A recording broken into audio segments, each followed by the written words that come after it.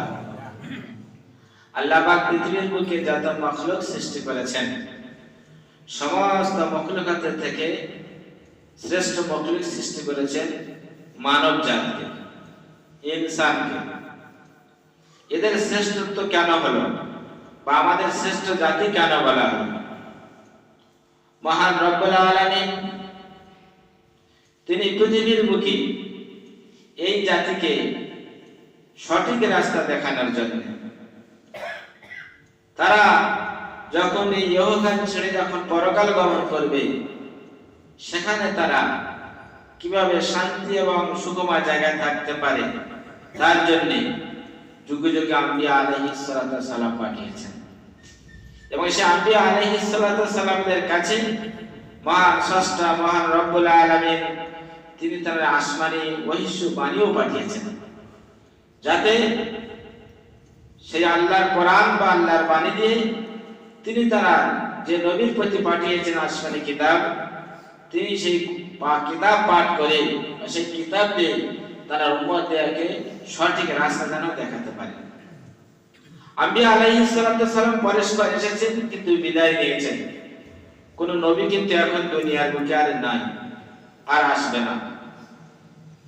কিন্তু আমাদের নবী মুহাম্মদ রাসূলুল্লাহ সাল্লাল্লাহু আলাইহি সাল্লাম, তার উপরে যে কোরআনের আয়াত নাযিল হয়েছিল বা কোরআন নাযিল হলো, সেই কোরআনের আয়াতের একটা আয়াত মানুষ যখন পরকাল গমন করে, আমরা কিন্তু পড়ি না ভাই? কোন মানুষ যখন পরকাল গমন করে আমরা পড়ি, এবং তার শেষ কাজটা যখন দুনিয়া ছেড়ে আমরা করি, তার সঙ্গে আর চিরতরের মতো আর সাক্ষাৎ হবে না, তখন আমরা একটা কোরআনের আয়াত পড়ে আসি শেষবারের মতো। ওখানে মানুষকে ইত্তেলা করে দেওয়া হয়, স্মরণ করে দেওয়া হয়, হে মানবজাত, তোমরা দেখো আমি তোমাদেরকে মাটি দিয়ে কিন্তু বানিয়েছি। আল্লাহ আমাদের কি দিয়ে সৃষ্টি করেছেন? মাটি দিয়ে বানিয়েছেন। আর তোমাদেরকে এই মাটিতে আবার রাখা হলো, আবার এই তোমাদের মাটি থেকে তোলা হলো। আমি আপনি যখন কবরস্থানে কোনো মায়েদের যখন কবরে মাটি দিতে যখন যাই, যে দোয়াটা পড়া হয় কি পড়ে? বিসমিল্লাহির রহমানির রহিম, মিনহা খালাকনাকুম ওয়া ফিহা নুঈদুকুম ওয়া মিনহা নুখরিজুকুম তারাতান উখরা।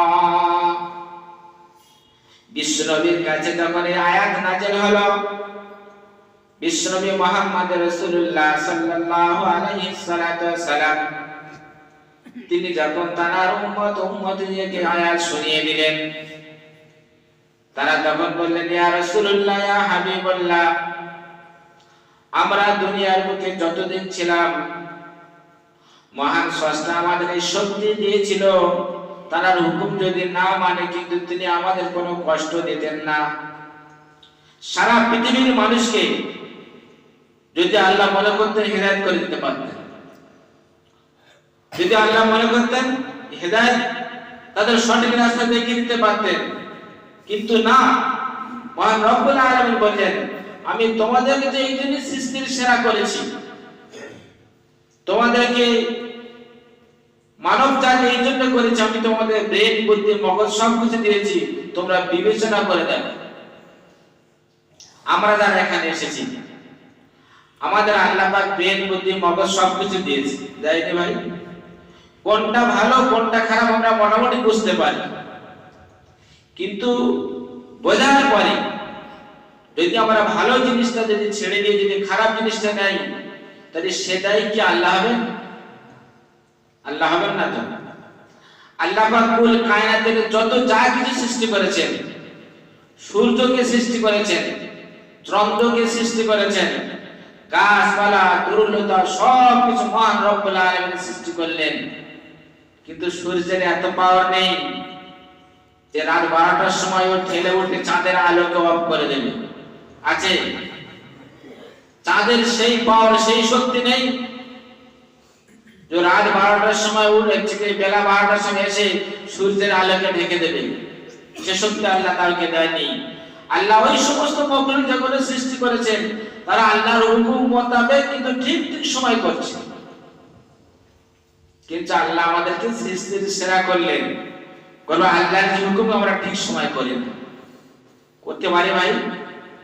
আল্লাহ আমাদের মন চাই জিন্দেগি চালানোর জন্য দিয়েছে যে বান্দা তুমি যাই কিছু করো না কেন, কিন্তু একদিন তোমার আমার কাছে ফিরে আসতে হবে। একদিন আমার কাছে ফিরে আমার থেকে তোমরা কেউ রেহাই পাবে না। কিন্তু যেদিন তোমরা আমার কাছে ফিরে আসবে, যেদিন মহান আদালতে তোমাদেরকে বিচার হবে, সেদিন কিন্তু তোমার সেই কোর্ট ছেড়ে অন্য কোর্টে আর যেতে পারবে না। দুনিয়ার কোর্টে যখন গ্রাম্য বিচারে যখন আপনারা যদি না পান, নরমাল কোর্টে গিয়ে তখন কোর্টে আপিল করেন যে আমার এই বিচারটা সঠিকভাবে হোক, সেখানে যখন বিচার পেলেন না, তাছাড়া একটুখানি সিভিল কোর্টে চলে যান, সিভিল কোর্টে থেকে হাইকোর্টে চলে যান, হাইকোর্ট থেকে কোথায় যাবেন? সুপ্রিম কোর্টে চলে গেলেন। সুপ্রিম কোর্টে যদি সেখানে রায় দিয়ে দিল ভালো, তা না হলে আর যাওয়ার কোনো জায়গা নেই। মহান রব্বুল আলামিন বলছেন, মানুষ সেদিন কোন আদালত নেই, আর একটাই মাত্র আদালত, ওখানে যেটাই ফয়সালা হবে সেটাই তোমাকে মেনে নিতে হবে।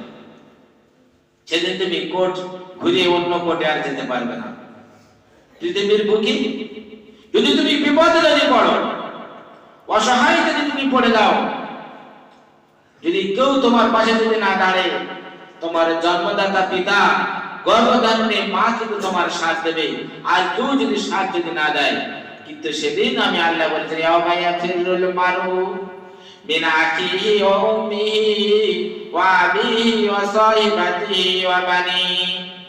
সেই দিনটি এত ভয়ানক হবে, এত খতরনাক হবে যে জন্মদাতা পিতা গর্ভধারিণী মা তোমার থেকে দূরে সরে যাবে। তাই সেই দিনটা কেমন হবে? আমরা শুধু মনে করলাম আল্লাহ পাক খামাখাই আমাদের পৃথিবীর বুকে পাঠিয়েছেন, মোজ করলাম আর দুনিয়া ছেড়ে বিদায় নিলাম, কবরে দিয়ে দিল, কাজ সব শেষ হয়ে গেল।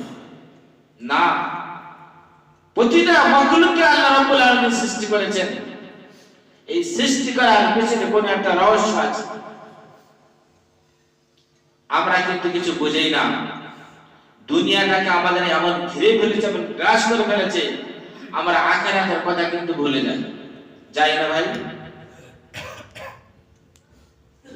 একজন বাদশা তিনি চিন্তা করলেন যে আমার দেশে যারা নতুন নতুন কবি আছে, তারা নতুন নতুন কবিতা যদি আমার শোনাতে পারে, তাহলে আমি 10 লক্ষ দিরহাম তাদেরকে পুরস্কৃত করব। মন্ত্রী, তুমি দেশে ঝেড়ে পিঠে দাও। মন্ত্রী বলছে, জাহাপনা, আপনি যা শুরু করছেন, দেশ কিন্তু দেউলা হয়ে যাবে, ফকির হয়ে যাবে। যদি নতুন নতুন কবি নতুন নতুন কবিতা যদি শোনায়, তাহলে 10,000 দিরহাম দিতে দিতে তো দেশ তো ফকির হয়ে যাবে। বলছে, শর্ত হলো একটাই, যে তুমি আরো একটা কাজ তোমাকে বলছি, সব থেকে যাতে ব্রেনি, যে একবার শুনলে যে কবিতা মুখস্থ হয়ে যাবে, সেরাম ব্যক্তি তুমি আমাকে ডেকে নিয়ে এসো। 2বার শুনলে তার কবিতা মুখস্থ হয়ে যাবে, সেরাম ব্যক্তি আমাকে নিয়ে এসো। 3বার শুনলে তার মুখস্থ হয়ে যাবে, সেরাম লোক আমার কাছে নিয়ে এসো। 3টে লোককে আমার দরকার। প্রথম শর্ত কি দিয়েছিল? যদি কেউ কবি শোনায়, কবিতা শোনায়, শের শোনায়, তাহলে তার 10,000 দিরহাম পুরস্কার দাও। দ্বিতীয় শর্ত কি বললো? যে একবার শুনলে মুখস্থ হয়ে যাবে, সেরকম লোক আমার একটা চাই। যে 2বার শুনলে মুখস্থ হয়ে যাবে, সেরকম চাই। 3বার শুনলে তার মুখস্থ হয়ে যাবে, সেরকম লোক চাই। এই 3টে লোক আমার দরকার। মন্ত্রীরা অনেক খুঁজে চিন্তা বের করে নিল যে একটা ব্যক্তি হচ্ছে আল্লাহ তার ব্রেন বুদ্ধি এমন দিয়েছেন যে একবার শুনলে মুখস্থ হয়ে যাবে। খুঁজে দ্বিতীয় লোক, যে 2বার শুনলে লোক জড়ো করলো। কবিরা তারা রাত দিন জেগে অনেক কষ্ট করে অনেক কবিতা লিখে এনেছে, যে নতুন নতুন কবিতা শোনাতে হবে, আপনাদের 10,000 দিরহাম করে পাবো। একজন কবি যখন 10,000 যখন নতুন কবিতা যখন শোনালো, জাহাপনা বাদশা তখন বললে, কবিতা আমার জানা আছে। কে বলল? বাদশা বলল, আমার জানা আছে। কবি চিন্তা করলো, আমি তো সারা রাত জেগে অনেক ঘুম নষ্ট করে আমি তো কবিতা লিখেছি, আমি তো নিজেই লেখা, তাহলে বাদশার মুখস্থ হলো কি করে? বাদশা জানলে কি করে? যে ব্যক্তি একবার শুনলে মুখস্থ তাকে তুলে তুই শোনাও তো, ও তো আছে তো একবার শুনলে তো মুখস্থ শুনিয়ে দেবে। ও একবার শুনে তো মুখস্থ শুনিয়ে দিল, কবি তো হতভাগা। যার দ্বিতীয়বার শুনলে মুখস্থ হয়ে যাবে, দুবার শুনলে মুখস্থ হয়ে যাবে। কারণ কবি একবার বলেছে আর একবার তো শুনলে মুখে বলেছে, তো দুবার শুনেছে, প্রথম মুখস্থ ও শুনিয়ে দিল, যে তৃতীয়বার শুনলে বসে ও শুনিয়ে দিল। এটা আশ্চর্য হয়ে গেল। কবি দ্বিতীয় দিন চলে এলো, সারা রাত জেগে আবার নতুন কবিতা লিখেছে। বলে এই কবিতা কি করে মনে রাখে দেখবো, কি করে শোনাতে পারে দেখবো। দ্বিতীয় দিন এলো, নতুন কবিতা নেই, নতুন কবিতা নিয়ে শোনানোর পরে পাশে তো সেই লোক বসে আছে যে একবার শুনলে মুখস্থ হয়ে যাবে। যখন কবি যখন শোনাবে, বাদশা বললো এটা আমার মুখস্থ, আমার জানা। বললো কি যাহা পড়া শোনা। যে ব্যক্তি পাশে বসেছিল একবার মুখস্থ, ও শুনিয়ে দিল, দেবে না? দ্বিতীয়বার যার মুখস্থ দুবার শুনলে মুখস্থ, সেও শুনিয়ে দিল। যখন বারবার যখন দেখছে 1 দিন 2 দিন 5 দিন 10 দিন হয়ে গেল, কবি বুঝতে পারলো বাদশার সারাকে আমি বুঝে নিয়েছি। ওই যে পাশের ব্যক্তি যেটা আছে, যে একবার শুনলে মুখস্থ হয়ে যায়, হ্যাঁ, দ্বিতীয় ব্যক্তি আছে দুবার শুনলে মুখস্থ হয়ে যায়, ওই এমন একটা কবিতা বানিয়েছে। কবিতা বানানোর পরে বলছে জাহাপনা, আমি যে কবিতা বলবো, এই কবিতা যদি আপনার মুখস্থ যদি থাকে, তাহলে কিন্তু ব্যাখ্যা আমার শোনাতে হবে। কি শোনাতে হবে? ব্যাখ্যা আমার শোনাতে হবে। ও সারা রাত থেকে কবিতা লিখেছে, কবিতার অর্থ হলো, কবিতা যখন বলেছে এটা তো মুখস্থ শুনিয়ে দিয়েছে, বলছে ঠিক আছে তাহলে ব্যাখ্যাটা বলুন, আমি তো শর্ত দিয়েছি।